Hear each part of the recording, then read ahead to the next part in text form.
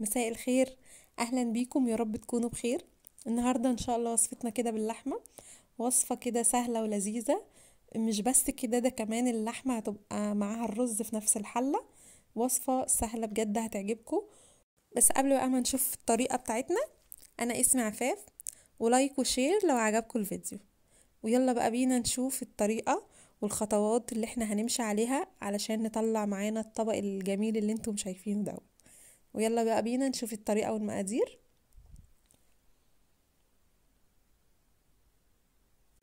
اول حاجه بقى هنبتدي نعملها واول خطوه هيكون معايا كوبايتين من الرز.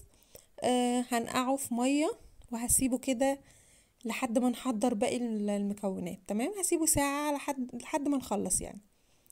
هنغطيه ونركنه كده على جنب. بعد كده بقى هيكون معايا بصلايه.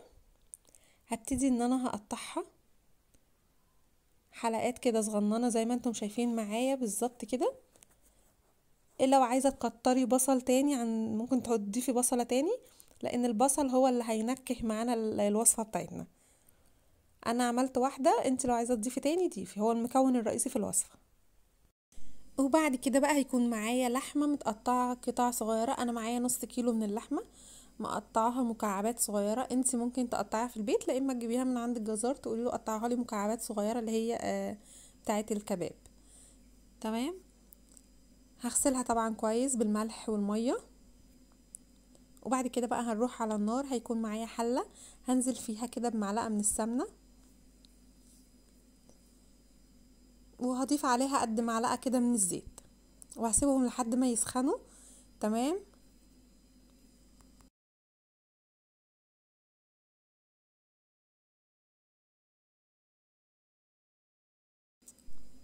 بعد كده هبتدي انزل بالبصل.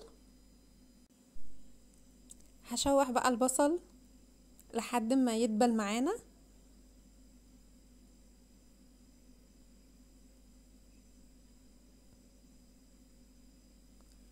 انا مش هضيف اي توابل غير فلفل اسود بس على البصل.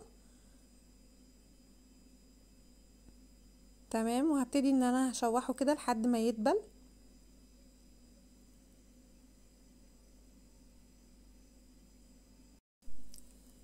بعد كده هبتدي انزل باللحمه بعد ما البصل دبلت معايا. هبتدي انزل باللحمه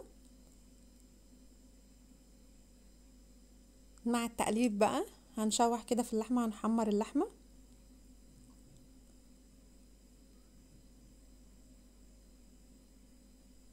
بصوا، انا ضفت قرن فلفل، لو انت حابه ضيفي، مش حابه بلاش، استغني عنه. هو مش اساسي في الوصفه. تمام. بعد كده بقى هيكون معايا ورقتين من اللورة كده، هبتدي انزل بيهم.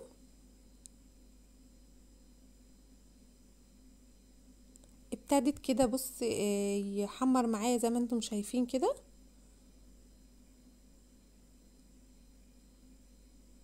هضيف معلقة تاني من فلفل الاسود على اللحمة. انا لسه لحد دلوقتي كده ما ضفتش ملح. تمام.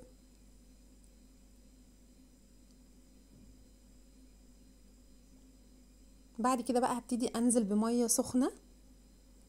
بس هنزل بقى كوباية كوباية لحد ما اللحمة بتاعتنا تستوي. كل ما تتشرب المية هنزل بكوباية تاني لحد ما اللحمة تستوي نهائيا. تمام.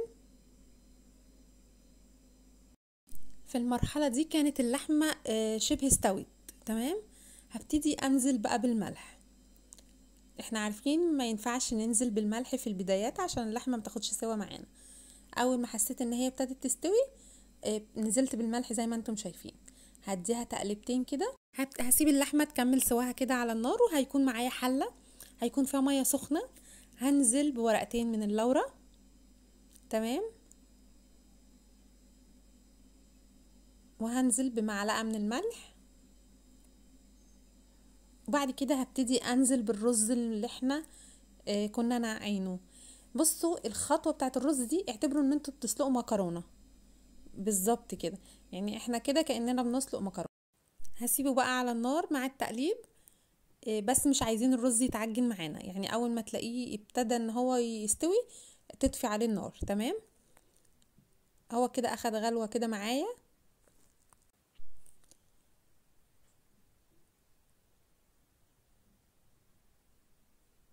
هشوفه كده بقى طب ولا لأ. لقيته كده تمام.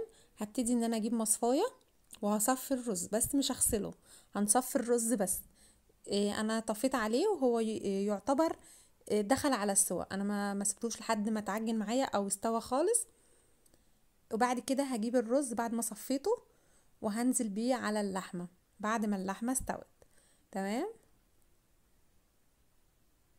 هقلب الرز كده، هفرده كده في الحلة.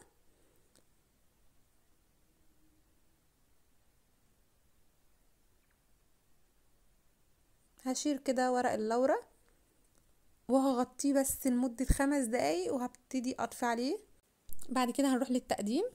هقلبه كده، هقلب الحلة كده في طبق، وبكده ادي شكله بعد ما خلصناه. الرز مفلفل معانا جدا، واللحمة طيبة وطعمها جميل خالص، والرز اخد من نكهة اللحمة. يعني بجد وصفة حلوة هتعجبكم ان شاء الله، لو جربتوها بإذن الله هتعجبكم، وتسيبولي رأيكم في التعليقات. وبكده نكون خلصنا وصفتنا، واحب اقول لكم اشوفكم في فيديو جديد. باي باي.